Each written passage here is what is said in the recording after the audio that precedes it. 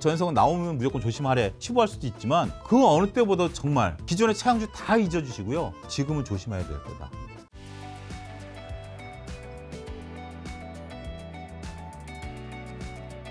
그럼 지금 같은 상황에서는 좀 어떤 주식 사야 한다고 보시나요? 지금은 정말 시계가 불안해요. 4월 말 기준으로 봤을 때는 정치적인 리스크가 좀 많이 불거졌고 지수의 변동성이 커졌죠. 코스닥 같은 경우 단 3일 만에 보름 올려놓은 걸 지금 다 빼버렸거든요. 이런 변동성이 좀 커지고 있다는 것들 어렵고요. 5월 초면 또 FOMC가 있죠. 5월 초면 또 FOMC가 있는데 또 5월 초면 우리가 또 한국 시간으로 보면 월요일하고 금요일은 또 휴일이기 때문에 영업일수가 짧아요. 대응할 수 있는 날이 별로 그렇게 많지 않죠. 또 6월 달 되면 또 부채한도 협상에 또 미국 들어갑니다. 근데 이번에 부채한도 협상은 트럼프 대통령의 형사 기소 문제 때문에 정치적으로 꼬여 있을 가능성이 있어요. 공화당이 지금 벼르고 있습니다. 쉽게 안 넘기겠다. 그러면 이제 공화당 입장에서 보면 바이든 대통령의 수많은 재정 정책에 손을 볼 가능성이 있죠. 그러면 바이든의 어떤 것들이 행정력들이 제동에 걸릴 가능성도 있거든요. 셈법이 복잡해졌어요. 셈법이 복잡해진 시점에 지수가 변동성을 보인다. 우리가 불과 얼마 전만 하더라도 다양한 테마주들이 올라갈 수 있었던 근거 중에 하나는 지수가 움직이지 않았었거든요. 나름대로 코스피는 2,500선, 뭐 2,400이죠. 2,400을 지키고 있었고 코스닥 같은 경우도 750, 800을 지키고 있었죠. 지수별로 신경 안 써도 된다는 얘기가 회자될 정도로 종목 장세였는데 이제는 지수가 변동성이 생기면 투자 입장에서 불안하죠. 야, 오늘 지수가 한 5%, 지수가 뭐 밀렸어? 며칠선이 깨졌어? 그러면 주식을 안 사야 되는 거 아니야? 주식 팔아야 되는 거 아니야? 이런 것들이 생기기 시작한다라면 시장의 변동성 커질 수 있습니다. 저는 그래서 4월 말 5월 초까지는 매매를 자제하자. 4월 말 5월 초에는 매매를 자제하고 그 다음에 시장의 방향성을 보자. 이게 제가 여러분들에게 매매 안 하는 것도 투자예요. 근데 지금 여러분들이 여기서 자칫 잘못하면 어떤 결과가 나오냐면 고객예탁금이 어느덧 52조가 됐습니다.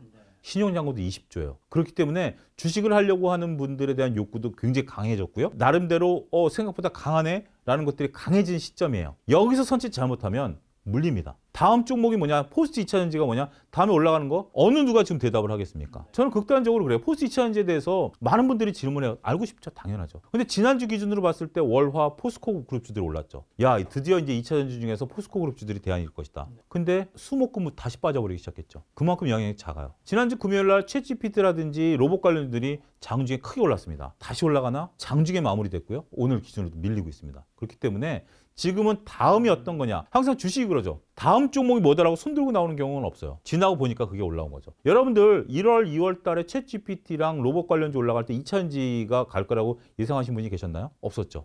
지금 2차전지 얘기하시는 분들은 그럼 작년부터 부르짖었어야죠. 근데 작년에 조용하다 올라가니까 이제 지금 얘기하는 면도 있다라고 보거든요. 아무튼 다음에 또 뭐가 올라갈지 최근의 흐름을 보자고요. 작년 가을에 차화정이었죠. 그 다음에 리오프닝이었죠. 챗GPT와 로봇이었죠. 이제 2차전지죠. 다음엔 무엇일까? 그럼 그때 가서 봐야 되지 않을까 싶습니다.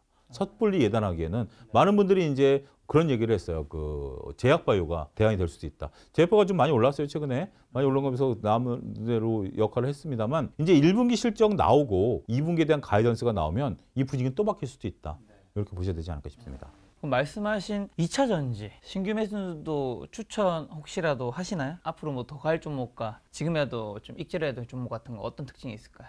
저는 익절하시는 게 좋다라고 봐요. 왜냐하면 최근에 고점 대비해서 하락률, 에코프로 같은 경우 고점 대비해서 25% 이상 빠졌어요. 이 정도 변동성이 굉장히 심화된 겁니다. 모든 재료들 다 펀드멘탈 다 변동 없어요. 앞으로 2차전지는 커져갈 거고 펀드멘탈은 커져갈 거고 외부적인 변수가 없는 한. 근데 그걸 10년 동안 밸류 좀 땡겨온 거 아니겠습니까? 근데 5년 뒤도 모르겠는데 10년 뒤 아무튼 좋아요. 거기 이제 다양한 변동성이 있겠죠. 미국 대통령도 바뀔 거고 우리나라 대통령도 바뀔 거고 법안이 또 어떻게 될지 좋지 나쁠지 모르겠습니다만 그거 견뎌내셔야 되는 상황 속에서 단기적으로 봤을 땐 변동성이 너무 커졌다. 그렇기 때문에 그리고 지금 고점에서 이렇게 25% 빠지고 거래량이 있음에도 불구하고 주가가 고점을 향해서 못 가고 있다. 매도자 심리가 우세하다라고 봅니다. 그전에는 매수자 심리가 우세했어요. 주식을 사면 2차전지를 무조건 먹었습니다.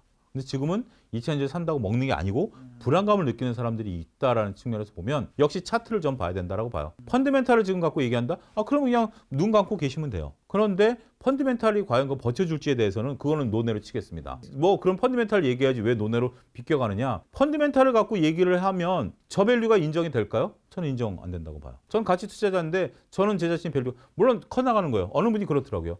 주위에 돌아다니는 전기차 번호판이 10대 중에 뭐 5대 보일 때까지 자기 보여한다. 그거는 뭐 그 본인의 기준이죠. 그렇지만 매출과 영업이익에 대한 기준점은 저는 없다라고 봐요. 지금 우리가 여전히 카톡을 쓰고 있죠. 근데 카카오톡의 영업이익률은 왜 안 늘어나죠? 뭐 그런 것들. 그러니까 저는 제 관점으로 보면 전기차에 대한 매력은 주가가 너무 제가 살 만한 주가는 아니다. 그렇게 말씀드리겠습니다. 그리고 저도 누구한테 추천을 할 수 있는 주가는 아니다. 2차전지에서도 누가 삼성전자 넘어서는 시총 넘어서는 기업 나올 거라고 말씀하시면 요즘 좀 늘고 있던데. 제가 어디서 본 기사가 있는데 지금 전 세계 2차전지 업체들이 다 증설을 하고 하게 되면 이게 과연 나중에 공급 과잉에 대한 우려감도 좀 있다라고 보고 여러 가지 이제 시가총액이 늘어나려면 매출과 ROE가 높아져야 되는데 지금 이익이 점점 리튬 가격 폭락하면서 이익이 점점 박해지잖아요. 아까 얘기한 테슬라가 굉장히 중요한 인사이트가 있다라고 봐요. 원자재 가격이 떨어지면 제품 가격을 낮추라는 압박이 들어올 수밖에 없습니다. 더군다나 지금 셀 업체들, 완성차 업체들의 특징이 뭐죠? 전에는 몇 개 없다 보니까 완트랙으로 갔어요. 근데 지금 완성차 업체도 LFP, 전고체 뭐 다 쓰잖아요. 다 쓰다 보면 결국 개당 단가에 대한 인하 압박은 세질 수밖에 없어요. 그런 부분들을 보면 전에 우리 LFP에 대해서 불과 한 2년, 1, 2년 전만 하더라도 어떤 분들은 LFP 배터리는 중국산이고 채용이 안 된다라고 봤는데 지금 LFP 다 채용하잖아요. 이런 식으로 기술이 발전되고 있으면 이 발전 속도가 우리보다 빠르면 단가는 떨어질 수밖에 없고요. 경쟁은 격화될 수밖에 없고요. 영업이익률은 떨어질 수밖에 없습니다.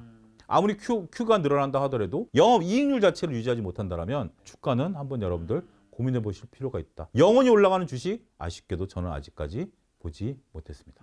2차전지도 경쟁자 진입이랑 공급 가입 문제로부터 자유로울 수 없는 거예요. 일반 기업이기 때문에 삼성전자도 지금까지는 또 얘기가 됐죠. 근데 지금 앞으로 삼성전자도 파운드리 시장에서 이겨야 되잖아요. 그렇기 때문에 장담 못해요. 그 미국의 IRA에 따르면 어쨌든 한국이 이제 미국에 진출한 것이 용이해지고 미국에 이제 중국 진출은 좀 어려워진 부분이 있잖아요. 그로 인한 혜택이 2차전지에 있지 않나요, 한국이? 전 두 가지 관점이 있다고 봅니다. 이번에 GV70이 떨어졌잖아요. 점점 더 세밀화될 거예요. 그러면 제가 우려하는 바는 거예요. 여기까지만 와. 그럼 우리가 보조금 줄게. 막 달려가고 있는데 이걸 자꾸 조금씩 미는 거예요. 지금 GV70은 그러잖아요. GV70은 원래 미국에 생산되던 게 아니었는데 보조금 준다니까 라인을 바꿔갖고 GV70을 만든 거 아닙니까? 현대차 입장에서 투자를 한 거예요. 근데 이걸 조금씩 들이미루고 있는 거예요. 두 번째는 해외 우려단체라는 용어를 들어보셨습니까, 혹시? 우리나라 언론에 나온 거예요. 여러분들 이 방송 끝나고 포털 사이트 쳐보세요. 해외 우려단체 FEOC라는 게 있습니다. 미국에서 정한 거고요. 해외 우려단체라는 곳에서 생산된 것에 하면 보조금에서 제외됩니다. 반도체 같은 경우 기준을 정했는데요. 특히 이제 중국과 지분이 25%가 있으면 칩스법에 못 받아요. 안타깝게도 미국이 2차 전지에 관련해서 해외 우려단체 명단과 기준을 아직까지 발표하고 있지 않습니다. 발표하겠다라는 건데 지금 중국과 러시아가 들어가 있을 것으로 보는데 지금 우리나라 기업들 여러분들 중국과 손 지금 떼지 않았습니다. 중국과 지금 많은 합작회사도 만들고 있고요. 지금 중국과 거래를 하고 있어요. 이 비중이 우리가 생각해보다 높으면 우리나라 수혜 다 못 받습니다. 이번에 GV70이 못 받은 게 뭐죠? 미국에 생산하면 준다고 그랬잖아요. 근데 그 안에 들어가는 SK온 배터리가 중국에 생산된 거라서 못 받은 거 아니에요. 이거는 우리가 수혜를 본다라고 장담을 못해요. 수혜를 봤으면 좋겠어요. 저도 정말 대한민국 국민으로서 수혜를 봤으면 좋겠어요. 종합적으로 판단해야죠. 저는 이 해외 우려단체를 미국이 지금 간보고 있다고 봐요. 여기에 만약에 우리가 안 되면 2차전지가 2025년, 26년 가면 수혜를 볼 수는 있겠죠. 그렇지만 그게 미국도 뭐 중국을 안 되니까 우리가 수혜다? 저는 가장 어이없는 논리 중에 하나가 뭐냐면 일본도 떨어지고 독일도 떨어졌잖아. 그러니까 상관없어. 하향 평준화를 하자라는 겁니까? 그들은 안 돼도 우리는 됐어야죠. 그렇게 노력을 했는데 저는 그 부분에 대해서는 절대적으로 이 기업이 우리가 수혜를 딱 봐야 되는 명확한 근거. 중국이 배제되면 우리가 수혜를 볼 수 있다? 저는 그 논리가 부족하다고 봅니다. 가능성은 높아졌죠. 가능성은 높아졌지만 지금 미국 기업들도 보면 중국의 배터리 회사랑 손잡으려고 하잖아요. 포드도 중국이랑 같이 배터리 회사 짓자라고 하잖아요. 단지 기술협적으로. 그러니까 미국 정부가 그거 갖고 손본다 하더니 그대로 또 언론에서 사라졌어요. 결국 포드가 이제 미국 정부에 대해서 어떻게 또 싸바싸바 하느냐에 따라 달라질 수 있겠죠. 이게 지형적으로 미국과 중국이 딱 갈라쓰고 그 수혜를 우리가 볼 수 있다. 이건 너무 단견이다. 소장님은 중국 배터리 업체가 한국 배터리 업체에게 여전히 크게 위협이 될 수 있다고 보시는 거예요? 저는 여전히 고의 죽지는 않을 것이다. 역으로 그런 거죠. 미국에서는 판이 달라질 수 있지만 다른 나라에서는 우리가 중국에 100% 밀려버릴 수도 있죠. 그런 것도 봐야 된다고 봐요. 소장님 지금 2차 전지의 상승세가 지금 끝났다고 이제 어느 정도 끝나갈 거라고 보시는 건지 아니면 여전히 그래도 끝나가지만 사도 되는 이제 안에 있어도 뭐 있는 것들이 있는 건지. 저는 2차 전지를 당분간 안 볼 생각입니다. 왜냐하면 저보다 더 훌륭하신 분들이 2차 전지와 관련해서는 정말 샅샅이 뒤졌다고 봐요. 그래서 주가가 올라갈 만큼 다 올라갔다고 봐요. 그래서 제가 모르는 2차 전지가 아직까지, 물론 제가 모르는 2차 전지는 많겠죠. 근데 우리나라의 현명하신 투자자분들이 모르는 2차 전지가 아직까지 숨어 있다? 전 거의 불가능에 가깝다라고 봅니다. 그게 저는 합리적인 의심이다라고 봅니다. 두 번째는 사고 싶은 분들은 다 샀다라고 봅니다. 추가적으로 2차 전지에 대해서 남모를 걸 가지고 회심의 미소를 짓고 있을 가능성은 거의 제로에 가깝다. 그리고 사고 싶은 사람이 다 샀기 때문에 주가 변동성이 시작이 됐다.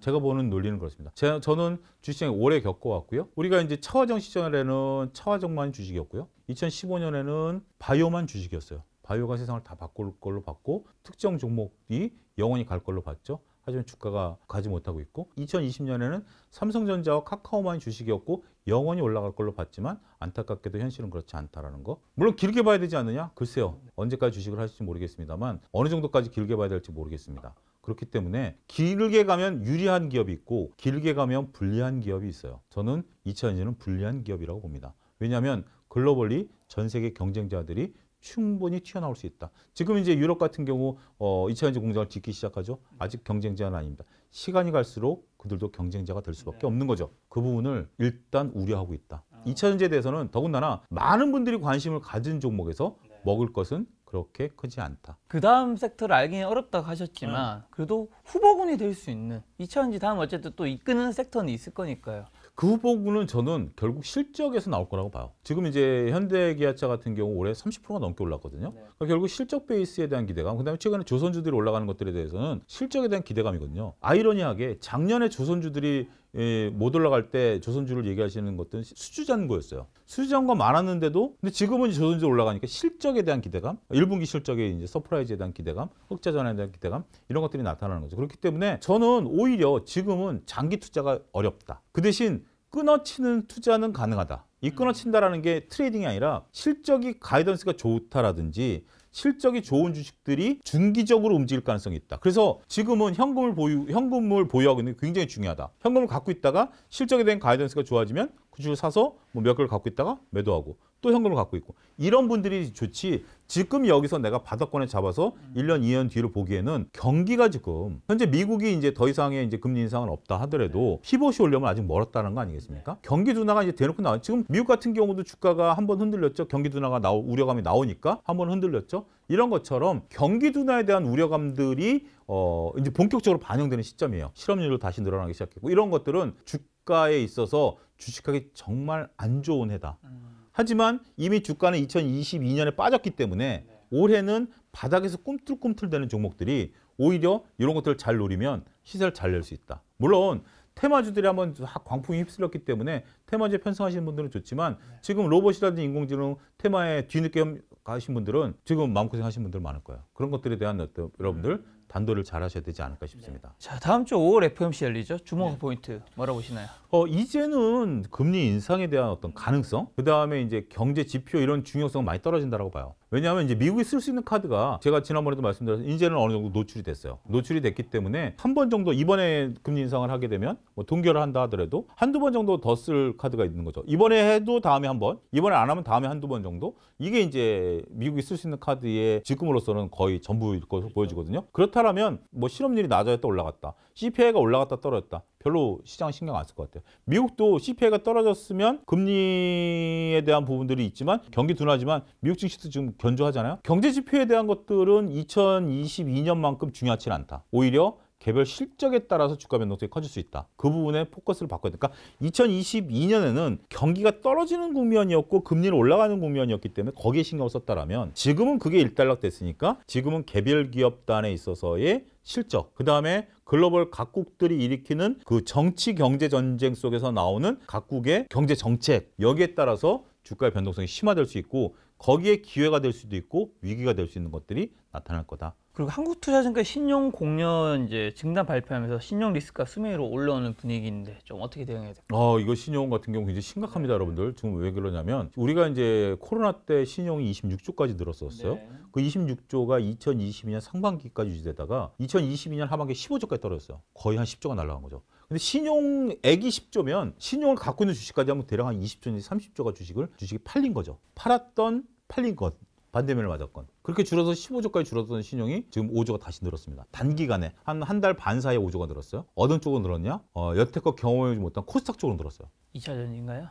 2차 전지의 개연성은 높아요. 왜냐하면 그런 쪽들의 주식의 신용잔고 비율이 높아졌기 때문에 지금까지 우리나라 주식 역사상 코스닥 신용잔고가 코스피 신용잔고를 넘어선 게 처음입니다. 이게 뭐 단순한 문제는 아니죠. 완전 처음인가요? 완전 처음입니다. 코스닥, 그러니까 보통 이제 신용을 쓰더라도 많은 분들이 조금 그래도 안전빵을 한다 그래서 코스닥 쪽보다는 코스피가 많았어요. 코로나 이전만 하더라도 우리나라 신용잔고는 대략 10점 미만이었어요. 근데 그때보다 절대 레벨이 2배 높죠? 2배 높은 수치에서 코스닥 쪽 신용이 이렇게 강하게 코스피를 추월한 건 처음이에요.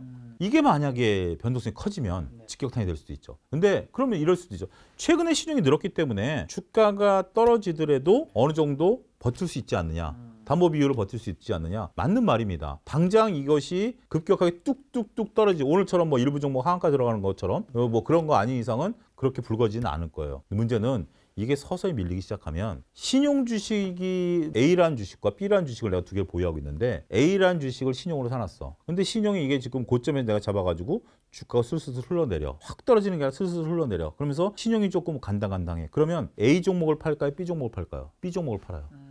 A 종목이 신용이기 때문에 이미 팔면서 손실이 막대하고 슬슬 흘러내리니까 버텨보자라는 거지. 이 정도 내려와서 올라가겠지. 그럼 많은 분들이 B를 팔아서 A의 신용 비율을 낮춰요. 그런 분들이 많아요, 의외로. 그러면 이 신용 잔고에 따라서 만약 2차전지라고 칩시다. 예를 들어서 2차전지가 지금 흔들리면 2차전지의 매물을 부르는 게 아니라 다른 쪽의 주식이 팔려요. 그래서 2차전지 쪽으로 이제 신용 비율을 메꾸는 거죠. 이런 것들 때문에 시장에 있어서 리스크가 커질 수 있다. 나는 뭐 내 종목 보니까 신용 잔고도 안 높아. 2차전지도 아니야. 근데 왜 내 주식은 빠져? 그러한 이유일 수도 있다. 이런 부분들을 여러분들이 이 신용에 대한 리스크 차원에서 염두를 해두자. 지난 8월, 9월에 그렇게 불거진 거거든요. 신용잔고가 안 높은 주식인데 뚝뚝 떨어진 경우가 있었어요. 그거는 이제 리스크 관리 차원에서 그렇게 팔고 있는 거기 때문에 저도 이제 증권에 다닐 때 보면 고객들도 그랬어요. 고객들한테 선생님 이거 신용 비율 불안한데 차라리 딴 거 팔아서 메꿉시다. 나도 그렇게 얘기했고 고객들도 그렇게 얘기하고. 그리고 5월 셀 의견도 있다고요? 많은 분들이 이제 5월 달에 주식을 팔아 또 웰스파고 같은 경우도 5월이 오기 전에 팔아라 뭐 이런 얘기들이 있었어요. 근데 이구동성으로 그런 얘기들이 4월 초부터 나오기 시작했어요. 그때만 하더라도 이렇게 지수가 변동성이 안 컸고 2차전지도 꿋꿋했었는데 그런 얘기들이 나왔는데 사람 심리가 그렇잖아요. 처음에 들었을 때는 별거 아니야라고 생각했는데 진짜 5월 되기 전에 팔아야 되는 거 아니야? 불안 심리잖아요. 이게 공포지수, 빕스라는 게 그거 아닙니까? 더군다나 지금 증시의 변동성이 좀 시작됐다라는 거는 시장에 그런 얘기들을 여전히 하고 계신 분들도 있다라는 것을 같이는 알고 있어야 된다. 조금 쉬었다가 하는 분위기가 될 가능성도 있다. 그걸 보셔야 될 것 같습니다. 지금 소장님 오늘 말씀 전반적으로 다 좀 들어보면 지금 개인들은 그러면 지금 어떻게 한다는 거? 지금 유망 섹터도 지금 딱히 지금 다음 잘 모르시겠다. 그리고 지금 사기에도 좀 애매하다. 지금은 우리가 굉장히 지금 주식시장에 고객 예탁금이 52조까지 늘었고요. 신용잔고도 그렇고 많은 분들이 주식을 하려는 분위기가 많이 느껴져요. 많이 느껴지고 있는 상황인데 쉬는 것도 굉장히 중요한 투자라고 봐요. 쉬는 것도 굉장히 중요한 투자라고 보고 지금은 여기서 섣불리 움직이시면 물릴 수가 있습니다. 크게 물릴 수가 있어요. 근데 여러분들이 현금을 가지고 5월 초까지만 좀 기다려 보시면 물론 그 사이에 올라가는 종목들이 몇 개 있긴 하겠지만 5월 초, 5월 중순까지 확인되고 나면 다시 지수가 방향성을 잡을 것 같아요. 그럴 때 현금이 있으신 분과 없으신 분들이 수익률이 갈릴 수가 있어요. 자, 지금 사갖고 한 10% 물렸다고 칩시다. 5월 중순에 확연한 업종이 튀어나왔을 때 10% 손절하고 갈 수 있냐? 못 가요. 그러면 지금 차라리 10% 올라갈 수 있는 걸 내가 참고 그때서 가서 사느냐? 저는 그게 더 확률적으로 높다라고 봅니다. 왜냐하면 여기서 긍정적으로 볼 수 있는 요소가 그러면 무엇이 있을까? 한번 자문해 보세요. 방산? 자동차? 2차전지? 리오프닝? 확언할 수 있을까요? 물론 미래에 대해서 확언한다는 게 쉬운 문제는 아니에요. 항상 어렵고 챗GPT가 이렇게 나올지 또 누가 알았겠습니까? 그런 것처럼 하지만 지금 이 시간만큼은 정말 그 어느 때보다 저는 항상 조심하라는 이 얘기를 한 80% 해왔기 때문에 똑같은 소리 전현성은 나오면 무조건 조심하래 치부할 수도 있지만 그 어느 때보다 정말 기존의 차영주 다 잊어주시고요. 새로운 차영주 모습을 보인다면 지금은 조심해야 될 때다. 그렇게 말씀드리고 싶어요. 그럼 지금 현금 챙기고 있다가 5월에 좀 뭐 주식 매수 타이밍 알려주면 뭐 경제지표나 뭐 언제쯤 사야 된다는 의미죠? 경제지표라기보다는 실적이 나오는 업종들이 있을 거예요.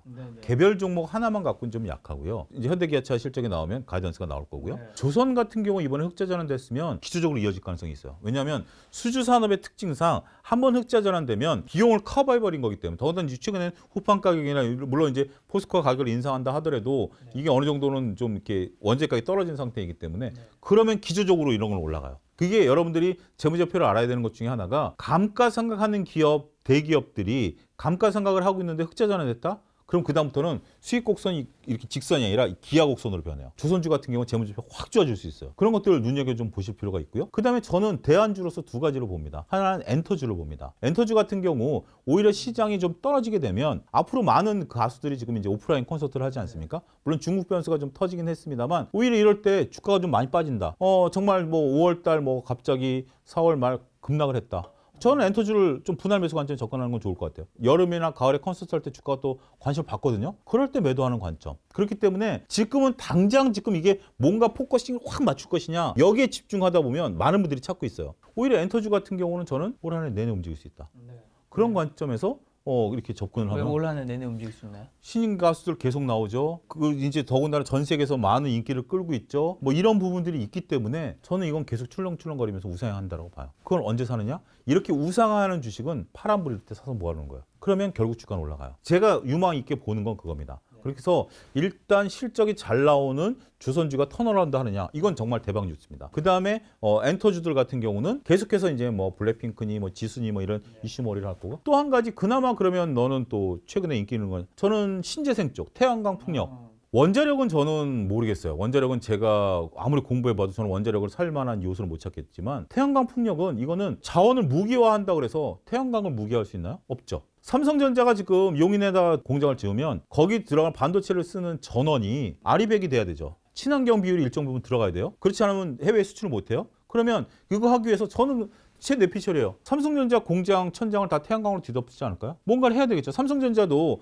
지금 막 이런 거에 투자를 해야, 이재용 회장도 그런 걸 얘기하잖아요. 환경에 대한 투자를 해야 결국 글로벌 스탠다드에 맞출 수 있는 거잖아요. 그러면 이거야말로 정말 장기적으로 갈 수 있는 거다. 그러면 언제 사느냐? 주가가 좀 조정받으면. 남들이 관심 가질 때 말고 저는 이런 쪽들은 모아가면 의외로 재밌을 수 있다. 내가 1분기 실적에 2분기 실적에 포커스를 맞출 수 있는 능력이라면 더 좋지만 재무제표 난 몰라. 잘 못 보겠어. 그러면 오히려 이런 쪽도 길게 갈 수 있는 호흡들. 올해 초에 여기서 말씀드렸죠. 올해 뚫고 갈 수 있는 거. 장비주들 봐라. 라고 말씀드렸죠. 근데 지금 밸류들이 너무 높아요. 그러면 길게 여러분들이 누워가지고 내가 다음 거를 맞추냐는 것은 신의 영역이에요. 그렇지만 다음 걸 맞추는 논리 중에 하나는 무엇이 움직일 수 있을 것인가에 포커스를 맞춘 게 아니라 다른 사람들이 무슨 논리에 수긍할 수 있을까라는 거죠. 제가 여러분들에게 말씀드리는 건 김작가 TV에서 리딩방이 아니에요. 이거는 이 업종에 가니까 이걸 따라오세요. 이건 리딩방이 아닙니다. 여러분들이 주식을 할 수 있는 논리를 제공하는 게 저는 제 임무고 우리 김작가 TV의 의무라고 보거든요. 제 얘기를 다른 사람들한테 한번 해보십시오. 다음에 JYP에서 뭐 신인들이 나오는데 그들이 지금 전략 거잖아요. 미국에서 지금 우리나라 뭐 가요 대전 같은 거 해가지고 사람 뽑아갖고 미국 내에서 활동하게 만든다는 거 아니겠습니까? 그러면 이런 게 되지 않을까? 그럼 그분들이 관심을 갖고 주식을 사면 엔터주들이 올라가는 거예요. 야, 삼성이 용인에다가 풍력단지 만들지 않을까? 충분히 가능성이 있는 거예요. 지금 2차 전지가 가는 것도 실적도 있지만 누구든지 다 앞으로 전기차 사용한다. 이 논리 아니겠습니까? 이런 논리로 여러분들이 시장을 보시면 저는 충분히 대안주가 될 수 있다. 단 지금 여러분들이 관심 있는 반도체, 2차 전지. 여기에는 지금 없는 거죠. 이건 누구든지 다 아는 거니까 그런 관점으로 향후를 좀 보시면 좋지 않을까 싶습니다. 알겠습니다. 그럼 두 가지 확인하면 신재생에서 태양광과 풍력 쪽에서는 어느 쪽이 좀 더 둘 다 똑같다라고 보지만 그래도 풍력은 좀 수지가 들어와야 되지만 태양광은 이거는 무궁무진하다고 봐요. 특히 이제 하나솔루션 같은 경우는 제가 이제 하나그룹을 좋아하는 것 중에 하나가 내용이 좋아서가 아니라 지배구조와 맞물려 있기 때문에 이번에 김동관 그 장남이 부통령 앞에 사인했잖아요. 이건 굉장히 큰 퍼포먼스거든요. 그런 것들에 대한 어떤 하나그룹 미국의 진출, 제2의 전성기 이런 부분들을 여러분들이 관심 있게 보세요. 제가 하나에어로스페이스 같은 경우도 MTN에서 꾸준히 말씀드렸던 것 중에 하나가 한화가 한국화약그룹의 약자예요. 걔네들은 방산으로 태어난 그룹이에요. 그렇기 때문에 방산 쪽은 앞으로 커질 수밖에 없다라는 거, 투트랙으로 가는 거죠.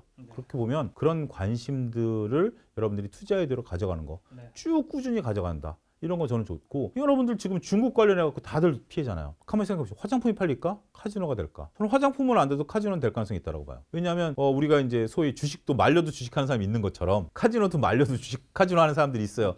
그리고 우리나라 해외 카지노 매출의 반은 일본 사람들이 하거든요. 일본도 지리적으로 우리가 가까워서 오는 거예요. 근데 그분들은 정치적인 색깔이 없어요. 그냥 돈 놓고 돈 먹게요. 일본엔 카지노가 없잖아요. 빠찡코는 있지만 카지노는 없거든요. 그러니까 우리나라 오는 거예요. 마카오나 라스베가스 가는 사람들은 가지만. 중국도 저 하이난이나 마카오 쪽에 있는 분, 남부 쪽은 가시지만 상해나 북경에 있는 분들은 우리나라 와서 카지노 하거든요. 그러니까 그런 아이디어를 해보세요. 이게 다 악재냐? 중국이 막아놓으면 화장품은 저는 큰 악재라고 봐요. 제품에 있어서. 우리가 더 이상 아사히 맥주는 안 먹듯이. 큰 악재이지만 이런 부분들은 여러분들이 투자자이대로 삼으면 조금 이 정치적 이슈가 가지면, 그러니까 제가 말씀드린 4월 말 5월 초 정치적 이슈가 가진 상태에서 주가가 못 올른다. 카지노주들 같은 경우 베팅 한번 해보실 필요는 있지 않겠는가. 그런 것들도 여러분들이 투자이대로 잘 보실 필요가 있다 말씀드리겠습니다. 그리고 아까 엔터사 말씀해 주셨는데 사실상 우리나라에 뭐 대형 엔터사 4개밖에 없으니까 그렇죠. 그중에서 어디 좋게 저는 탑픽은 JYP고요. 네. 그다음에 뭐 SM이나 하이브 같은 경우도 새롭게 이제 방향을 좀 모색하지만 여전히 하나만 사라 그러면 전 JYP입니다. 그리고 JYP에 또 그런 농담이 있어요. 가수들이 안 되면 대표가 나와서 노래 몇 곡 부르고 들어가면 그 매출이 유지된다고 그런 농담도. 그러니까 어떻게 보면 오너 리스크가 가장 없는 회사죠. 그렇죠. 워낙 관리 잘하시는 네, 분이니까. 그렇게 보셔야 될 것 같습니다. 자, 저희 시청자분에게 마지막 투자 조언 한마디만 주고 가신다면? 지금은 조금 여러분들 좀 어려운 국면입니다. 물론 여러분 뭐 항상 어렵습니다. 주식은 항상 어려운데 확률이 그만큼 좀 낮아졌고요. 확률이 낮아진 거 이상으로 투자자분들, 시청자분들이 관심이 그 어느 때보다 높아졌어요. 왜냐하면 2020년은 재미가 없었고 2023년 안 된다라고 그랬는데 의외로 시장이 좋았거든요. 그렇기 때문에 야 이거 내가 놓친 거 아니야 라고 많은 분들이 급해진 상황입니다. 이럴 때 그 브레이크가 걸립니다. 그래서 4월 말 5월 초까지만 좀 지켜보시고, 물론 그 사이에 올라가는 주식의 기회를 또 놓칠 수도 있어요. 놓칠 확률보다는 실패할 확률이 더 높다라는 게 제 지론이고요. 제가 말씀드린 대안 종목들, 여러분들 나름대로 이렇게 생각해 보세요. 그럼 종목들 많아요. 그렇기 때문에 그런 것들을 5월 달쯤 되면 한번 과감하게 분할 배팅 하는 것도 나쁘지 않다. 하지만 지금은 워낙 폭우가 쏟아지고 있는 상태에서는 잘못 나가면 흠뻑 젖는다. 알겠습니다. 오늘 만난 손님은 차영주 소장님이었습니다. 지금까지 여러분 소중한 시간을 함께 해주셔서 정말 감사합니다. 오늘도 김 작가였습니다. 고생 많으셨습니다. 감사합니다.